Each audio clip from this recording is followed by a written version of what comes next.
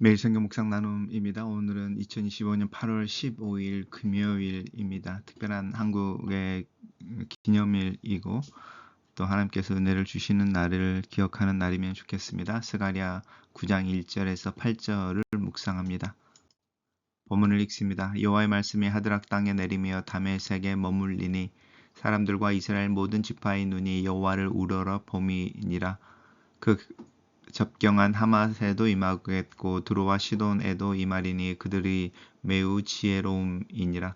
두로는 자기를 위하여 요새를 건축하며 은을 티끌같이 금을 거리에 진흙같이 쌓았도다.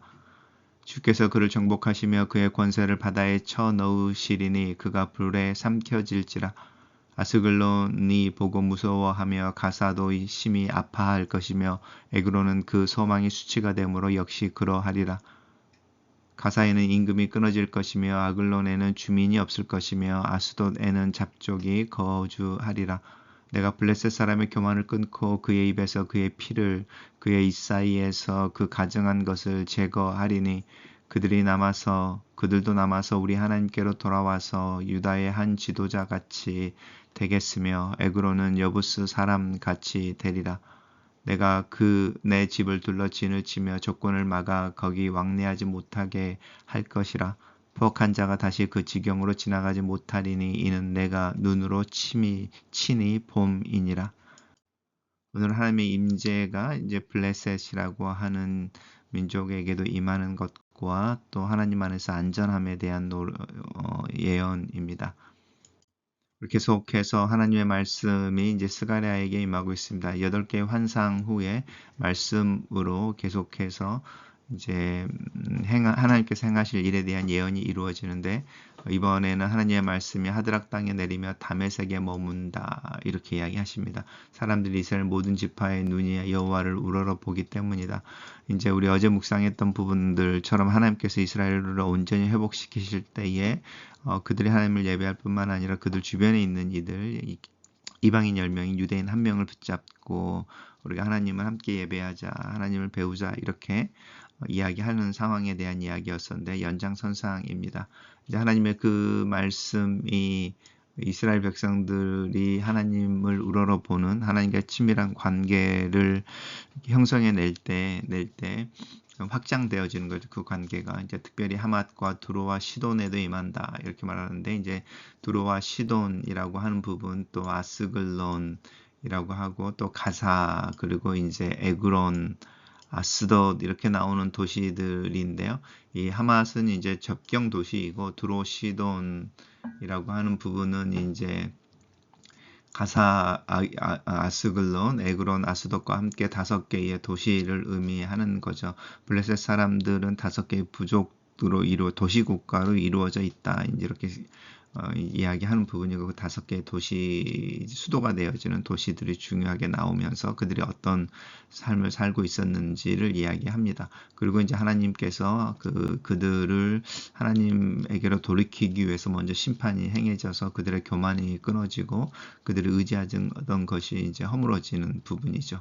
그러고 나서 남아서라고 하는 부분인데 그 심판을 견디고 심판을 통과한 사람들입니다. 이 남아 있다라고 하는 사람들이 지금 현재 이스라엘로 치면은 애굽에서 바벨론에서 돌아온 유대인들, 그래서 예루살렘을 재건하고 예루살렘 성전을 다시 건축하고 이렇게 애를 쓰고 있는, 그래서 하나님과의 관계 속에 있는 사람들이라고 할 때 하나님의 심판이 진행되어지고 그 중에 남아 있는 이들이라고 하는 요소, 이 숫자라고 하는 부분이 이제 성경에서 마지막 때의 중요한 개념으로 이제 기록되어지는데 이방인들에게도 여전히 남아 있는 자들이라고 하는 사람들이 이제 여호와께로 돌아와서 유대의 한 지도자 같이 되겠다라고 하는 것은 하나님의 은혜 가운데서 유대인들과 특별한 구별이 없이 하나님을 함께 섬길 것이다 라고 하는 부분이고요. 이 여부수 사람들은 이제 여호수아로 올라가지만 그 이스라엘 백성 중에 거하기로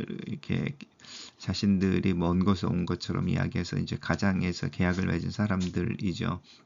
그 사람들처럼 것처럼 되겠다. 하나님의 백성 중에 일반으로 거하게 될 것이다. 라고 하는 부분이고요.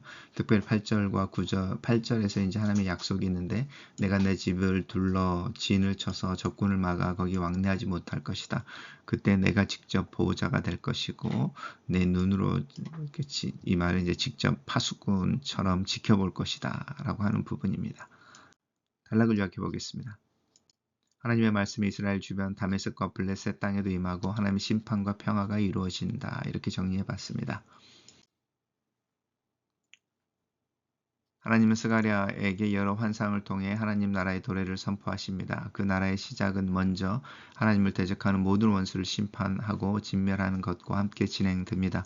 우리 가운데 하나님이 영광으로 머물러 계시기 위해 먼저 내 안에 남아있는 죄와 악을 남김없이 제거하기 원하시는 하나님의 심판과 정화의 손길을 묵상해 봅시다. 하나님 앞에서는 그 어떤 힘과 지혜도 사람을 구원하지 못합니다. 두로와 시돈은 해상 무역을 통해 많은 부를 쌓은 도성으로 막강한 군사력과 경제력을 키워 어느 민족도 이길 수 없는 강한 요새들을 세웠습니다. 그들은 자신들의 지혜와 부를 믿고 스스로 안전하다고 생각했지만 모든 악한 것을 소멸하시는 하나님의 심판 앞에서는 그들이 의지했던 것들은 지푸라기와 같이 쓸려가 버릴 뿐입니다. 오늘날도 막대한 자본의 그늘에 기대어 안전을 도모하려는 생각이 세상 사람들뿐만 아니라 교회 안에까지 침투해 있습니다. 심판의 날에 그 어느 것도 우리를 구원할 수 없다는 걸 알면서도 여전히 포기하지 못하는 세상적인 요소들이 얼마나 우리 안에 뿌리 깊게 박혀 있는지요. 하나님 없이 쌓아 올린 모든 부와 교만한 지혜를 엄히 심판하시는 이 말씀들 앞에서 다시 한번 위험하신 하나님의 경고를 들읍시다. 하나님의 대적들을 심판하시는 가운데 하나님의 백성들을 철저히 보호해 주십니다. 경제력과 군사력이 우리의 보호막이 아니라 전능자의 그늘이 우리의 참된 요새이며 안식처인 것을 알려주십니다. 전능하신 하나님이 우리 집과 교회, 나라와 민족을 위한 보초처럼 진을 치시고 지켜주시는 모습을 상상해 보십시오. 감히 어떤 세력이 접근해 올 수 있겠습니까? 원수 중에 원수인 음부의 권세라도 하나님의 백성 교회를 흔들지 못할 것입니다. 우리도 오늘 우리를 하나님의 눈동자로 여기시고 졸지도 아니하시고 지켜주시는 하나님을 기억하고 의지하며 하루를 살아갑시다. 글로 쓰는 기도입니다. 하나님께서 나를 원하시면 이 세상의 어떤 것도 나를 대적할 수 없음을 믿습니다. 그리스도 예수 안에서 보여주신 하나님의 사랑을 믿고 의지하며 하루를 시작합니다. 그 사랑 안에서 안전하고 평안하게 하루를 살게 하시고 내 삶을 통해 하나님의 사랑과 공의가 나타나고 흘러가며 경험되게 하시옵소서. 예수님 이름으로 기도합니다. 아멘.